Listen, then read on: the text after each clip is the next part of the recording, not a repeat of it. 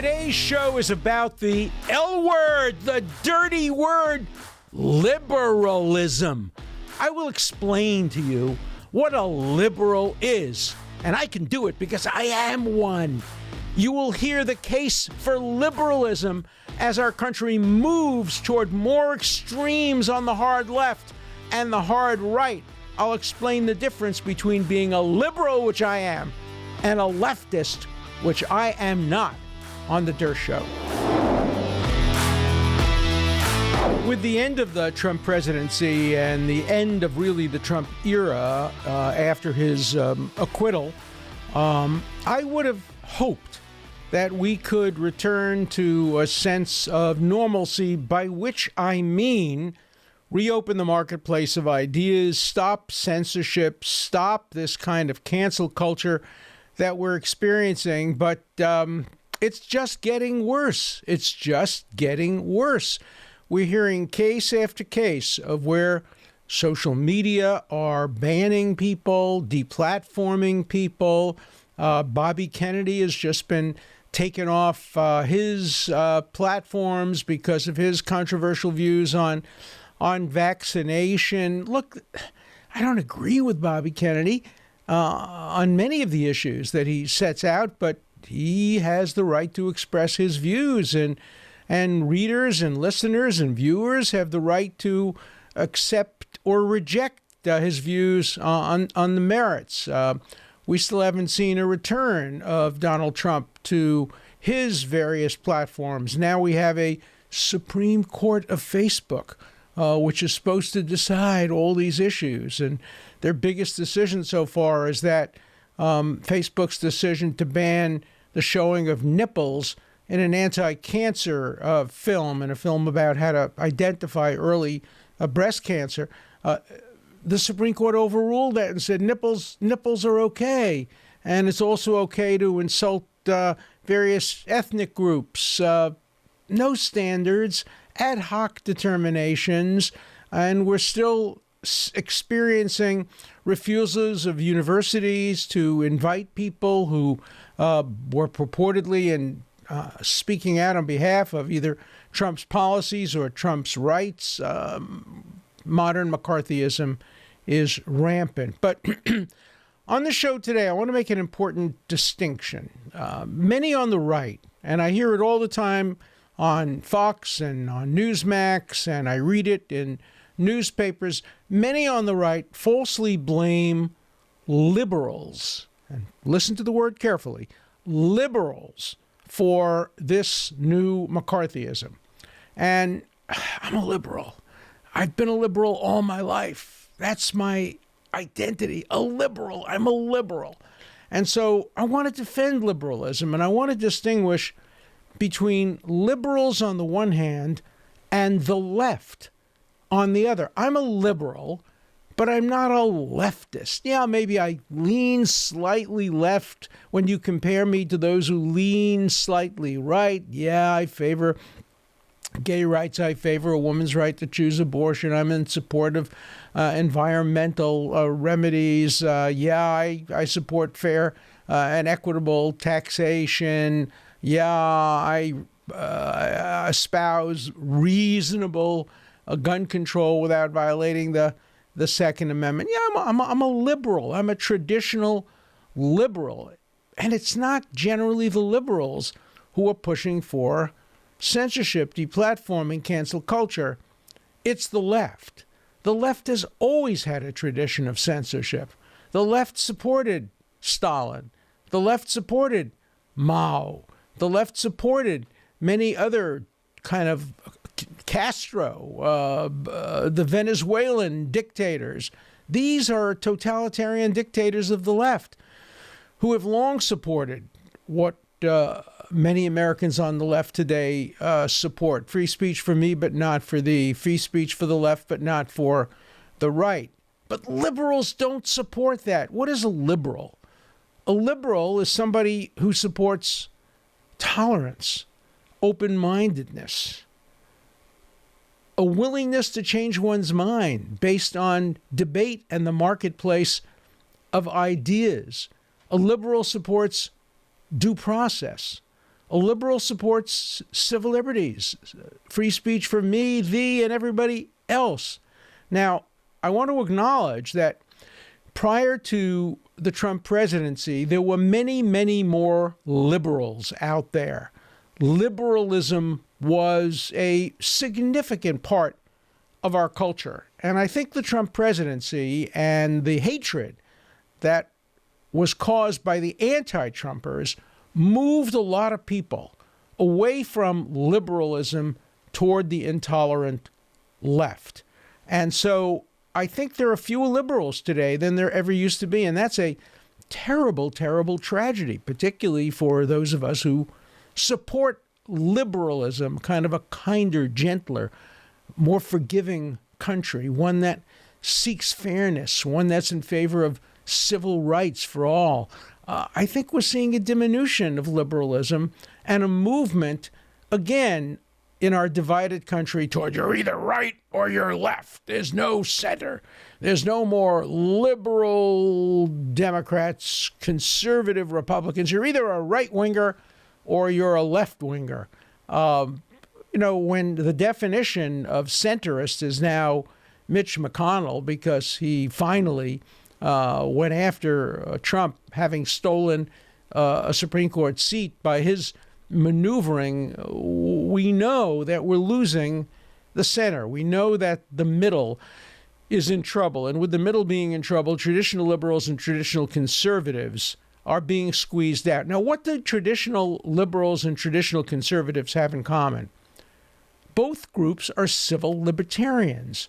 Now, again, I'm introducing a different term. I've introduced liberal, conservative, hard right, hard left, and then civil libertarian. A civil libertarian needn't be a liberal. A civil libertarian is one who believes in basically due process, open marketplace of ideas, freedom of speech, fairness, fair trials, the right to counsel.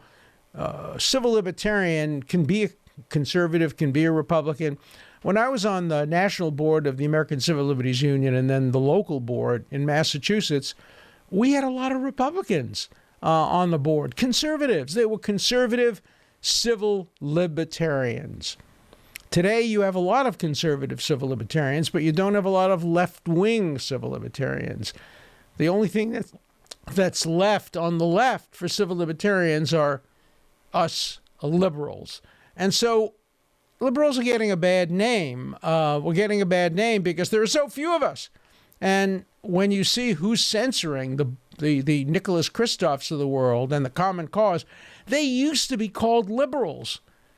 And now the Trump presidency has pushed them further left, further toward pick sides, pass tests of purity, take loyalty oaths. And I fail all those tests. I don't pass purity tests. I don't take loyalty oaths. I don't pick sides. For me, I decide every issue on its merits. And when you decide every issue on its merits, it's required that we have an open marketplace of ideas, that every point of view be allowed to be expressed on social media, in the print media, particularly on university campuses, on television. But we're not seeing that.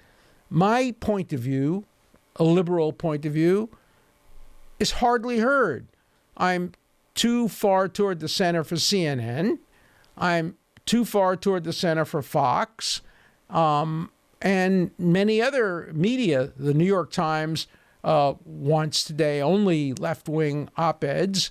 Occasionally, just for purposes of symbolism and symmetry, they'll publish somebody on the right, but mostly today, to get into the New York Times op-ed pages, you need to pass a litmus test, an anti-Trump litmus test, a left litmus test. That isn't the way it used to be. The New York Times used to be a kind of centrist, more conservative newspaper. Then it became a centrist, more liberal newspaper, and now it's far, far, far left. And I think part of the reason is the young people. For young people who are today in the newsrooms of the New York Times, in the newsrooms of CNN, in the newsrooms of social media, there's no such thing as liberalism. You can't be a liberal pick sides. You're either on the left or on the right. And if you're on the left, the group you hate the most are liberals. That's always been the case. The Bolsheviks hated the Mensheviks because the Mensheviks were too liberal. The Bolsheviks were the revolutionaries, and they were going to kill all the dissenters. Historically, the hard left, the greatest enemy of the hard left, has been liberals because we're compromisers. We're people who are willing to hear all sides of every issue. So 3 cheers for liberalism. I wrote a whole book about it recently, The Case for Liberalism in an Age of Extremism. In my book, I lay out what I think a liberal is. I think there are a lot more liberals out there that are willing to use that label. You know, when people run for office, the last thing they want to be called is a liberal. The polls show that if you get the label liberal, you're going to lose votes. The left will vote against you. The right will vote against you. You'll get centrist votes, but the center has been squeezed out. So the Dershow is liberal. I'm a liberal. I accept points of views different from my own. I welcome conservative thought. I welcome left-wing thought. I invite people from the left and right to debate me, and we're going to have more and more guests now that the Trump era is over and that the idea of having to pick sides maybe will be diminished somewhat. You know, I used to think that Joe Biden was the liberal candidate, and in some respects he is a liberal. I was very disappointed with what he said at the town meeting the other day about China's repressive policies. He described it as part of a different Chinese culture. Well, you know, this kind of cultural relativism can take us only so far. What China is doing is repressive. He's repressing many ethnic groups, the leader of China. He's building concentration camps. He's trying to impose rigid Chinese totalitarianism on previously free and open Hong Kong. And I urge President Biden to return to his liberal roots. He was part of that liberal group in the Senate. Ted Kennedy and Joe Biden were the liberals. Joe Lieberman. These voices today have either been silenced or moved to the left. Some have moved to the right. I've been accused of moving to the right. I haven't budged. I haven't moved to the right at all. I still support all the same programs that I've supported over the years: gay rights, gay marriage, the right for a woman to choose abortion, though I think abortion is a very complicated moral issue. I want to leave it largely to democracy rather than the courts, but I support a woman's right to choose. Yeah, I don't believe people should be able to own AK-44s and automatic weapons, and I think that mentally ill people shouldn't be able to get guns, and I don't support the NRA's extremism on guns. I'm a liberal. I'm a liberal on the environment, and I'm a liberal on social issues, health care, and taxation. But I'm a dying breed. I don't consider myself a leftist. I certainly don't consider myself part of the hard left, the censorial hard left. And as a liberal, I feel a special obligation to oppose the hard left. I've made this point before.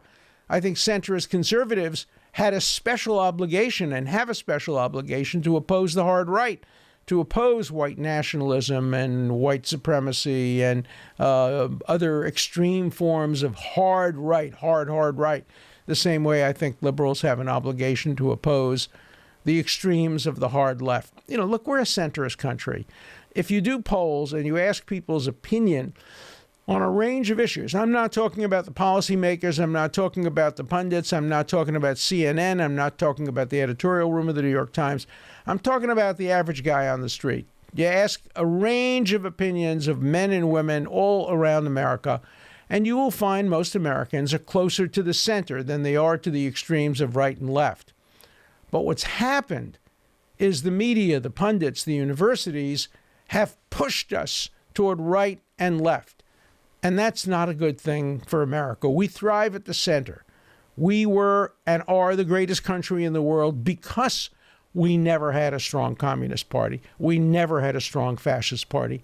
Unlike Europe, which in the 20s and the 30s, and certainly by the time we got to the 40s, but the 20s and the 30s, Europe was divided into communists and fascists. And that's why so many people supported fascism. They weren't in favor necessarily of Hitler. They just hated communism, and they thought that fascism was the answer to communism. And I think the same thing was true of why people became communists. They hated fascism. We were lucky. We had Franklin Delano Roosevelt. He was neither a communist nor a fascist. He was a liberal, a capitalist. He saved capitalism through liberalism, through Social Security, through the New Deal. I wish we could see a return to that kind of tolerant liberalism. Well, you're going to see it on the Dershow. That's the perspective I will be presenting. A liberal, civil libertarian, centrist, tolerant, open-minded perspective. Welcome views on both extremes. But the hope is that now that the very divisive Trump presidency and anti-Trump presidency is over, we can see our country move back toward the center where we thrive. I know I'm going to get a lot of pushback on this from viewers and listeners, both on the right and on the left, and I welcome your views. So let's now turn to your perspectives on the Dershow.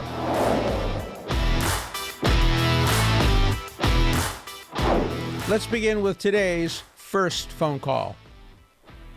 Hi, this is Josh from Wisconsin. I had a question about free speech and higher education and the extent of student free speech relating to displaying messages via Zoom classrooms, either wearing a shirt or displaying some other type of memorabilia within that environment. Do they have a right to do so?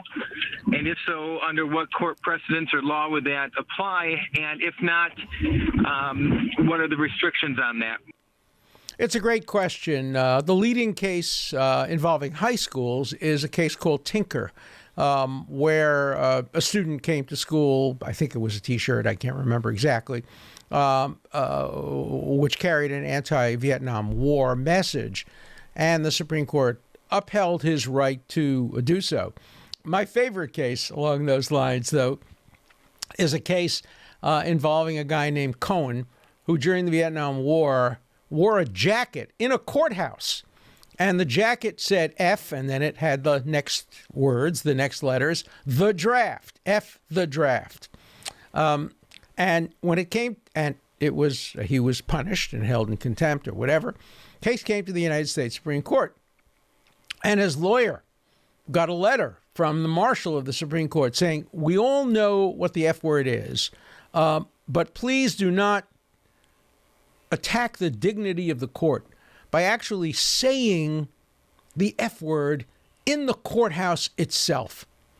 And of course, the lawyer got up and said, Mr. Chief Justice, may it please the court. And then he yelled out the F word in full, every single letter of it. He screamed it out. And he looked at the justices and said, see, the pillars still stand. The nation still survives. He was very smart, because if he had refused to use the F word, he would have been giving in to the other side, admitting that the F word is not a word that can be used in political dialogue. And the Supreme Court upheld Justice Harlan, a very conservative man, a man who had never probably used that word in his whole life. I remember once I was a law clerk, delivering a petition on a death penalty case to have him sign at 10 o'clock at night at his home. And I walked into his home and his butler greeted me. And there he was sitting at one end of the table wearing evening clothes, like a tuxedo. And his wife was wearing a gown. And that was their dinner. I mean, he was such an old-fashioned guy. And he wrote the opinion justifying the use of the F word, saying one man's obscenity is another man's lyric. And so messages, I remember once sitting at a Red Sox game, and I was sitting behind home plate, and a guy sitting a few seats away from me had a shirt that said Yankees suck. And they came over and they made him either put his jacket on top of the shirt or leave the stadium because he was sitting behind home plate. Every time they threw a pitch, you could see his shirt with Yankees suck. Fenway Park's private. So these are hard questions. What you can wear to school, what you can wear on Zoom. There is an ability to limit things if they are deeply offensive based on time, manner, locations.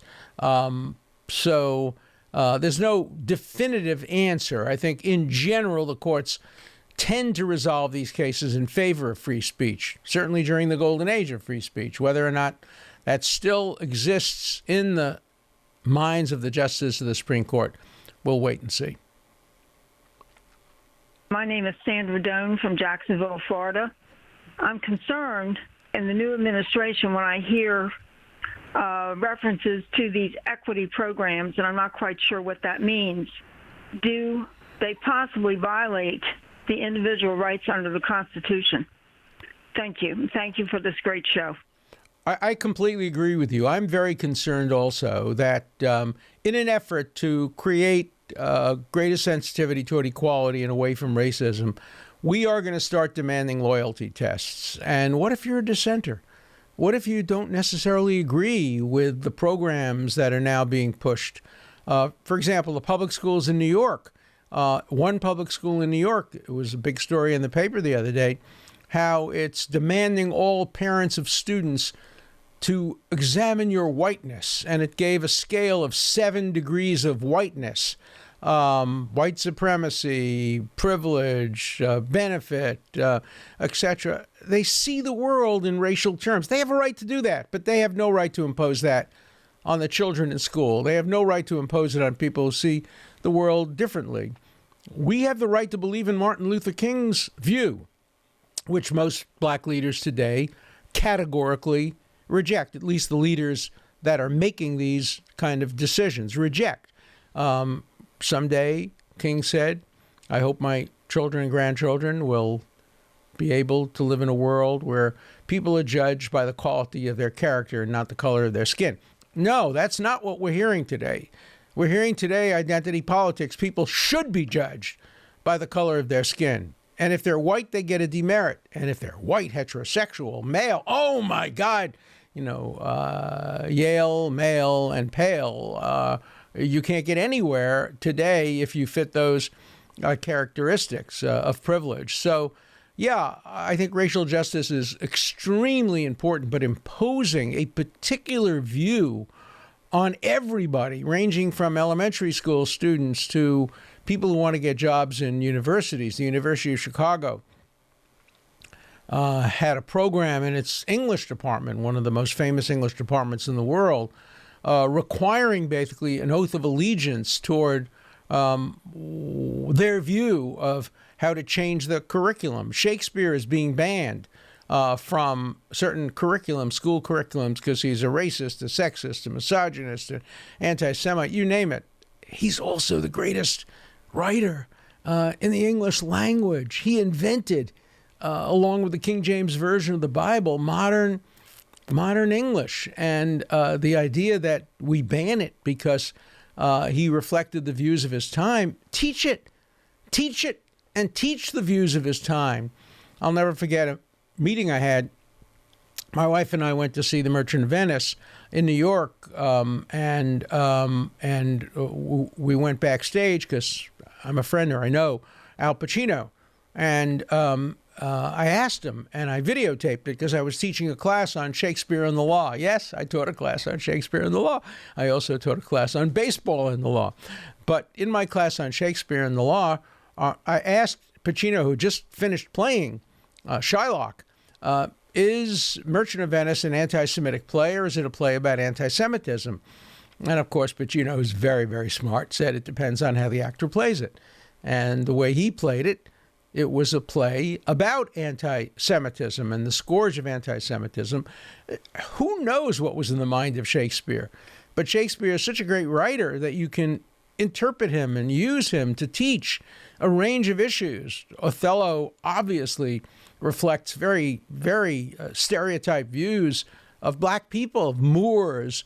On the other hand, Othello is a very sympathetic character, whereas Iago is not. So it's complicated. Shakespeare is complex, and the world today doesn't like complexities.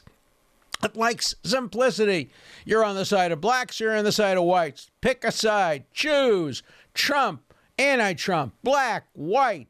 No, that's not the way we resolve issues in a complicated world. Professor Dershowitz, this is Don from Arlington, Virginia. Absolutely love your show. You have been advocating for a voter integrity panel, a VIP, and have challenged those of us who have serious doubts, to say the least, about the legitimacy of the 2020 presidential election. And that if such a panel were to be formed, you have challenged our side to agree with the findings and stop claiming the election was stolen. Now, if 144 scholars can tell us that what President Trump did on January 6th was not protected by the First Amendment, when we clearly know that it was from what you have been taught us, then why should we trust a VIP comprised of scholars if they were to tell us the election was legitimate? My question to you is this. If, in the unlikely event, the VIP consisted of all Alan Dershowitz-type members who could be honest and nonpartisan and non-anti-Trump, and the VIP determined that Trump actually won, what is the constitutional remedy? Also, if you were heading up the VIP, would you release the results that showed that Trump actually won, knowing what the reaction would be on both sides? Mm-hmm. Thank you for your time. Great questions. Of course, the last question, of course I'd release the results. I don't believe in suppressing results. Let the chips fall where they may. I think the difference between a VIP panel and the 144 scholars, the 144 scholars were self-selected. They were all anti-Trumpers. They all had prior experience, pretty much all of them, expressing negative views about the Trump presidency and positive views about impeachment. Yes, they represented some Republicans, some Democrats, but all anti-Trump people. The VIP panel would consist of nonpartisan experts, not only scholars, as I've mentioned, former justices of the Supreme Court, former presidents of universities, priests, rabbis, and ministers, scientists from all points of view. But I agree with you, the composition of the panel would be absolutely critical. President Biden has now suggested that, and I think Vice President Harris as well, suggested that there be and Speaker Pelosi, I think it's her idea primarily, that there be a panel like the 9/11 Commission looking into the causes of the invasion of the Capitol on January 6th. I don't trust her to pick that panel. I would need to know what the input is. A panel or a group of experts are no better than the method by which they're selected. And we live in such a partisan world today that the nature of who you put on a panel is the determinative factor. But yes, if there were a legitimate panel, one that I respected, I would respect the result. And if the result said that, no, the election was fraudulent and stolen, have to give credit to that. I don't think the result would come out that way. That's my bias. Maybe I can't serve on the panel because I have a predisposition toward believing that the election was not stolen. As you know, I believe there were some problems with it in Pennsylvania and perhaps other places, constitutional problems, and perhaps there were problems of voter suppression, I'm sure, on both sides. In fact, most voter suppression is of Democrats, not of Republicans, because it tends to be of minority voters who tend to vote Democrat. But look, you're right. The composition of the panel, the composition of the commission would be the key factor, but I would accept the results and I would certainly not suppress them.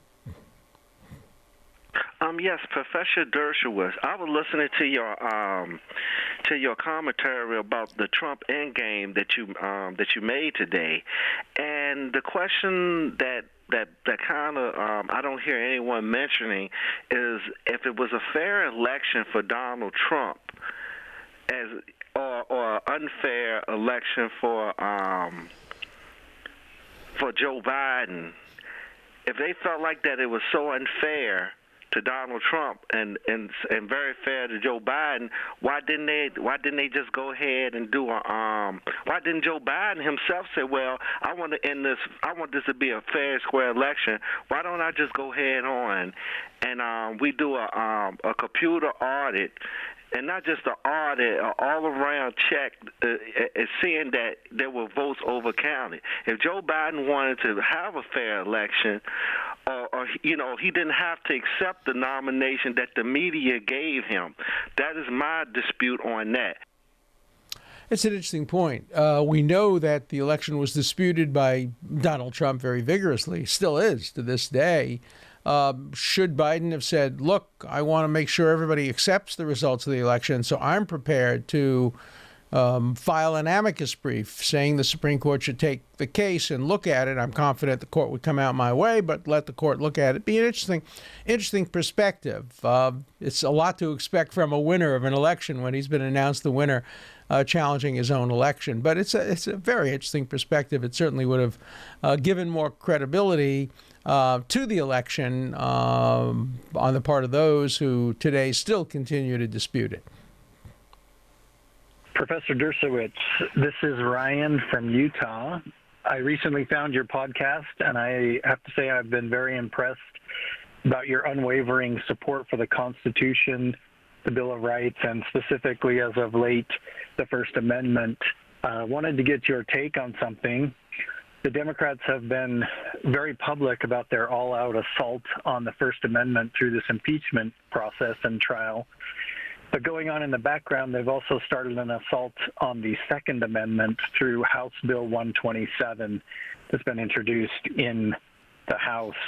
Just curious, wanted to get your thoughts on that bill, its constitutionality, and whether or not you think it will actually move forward. Thank you, and appreciate your show.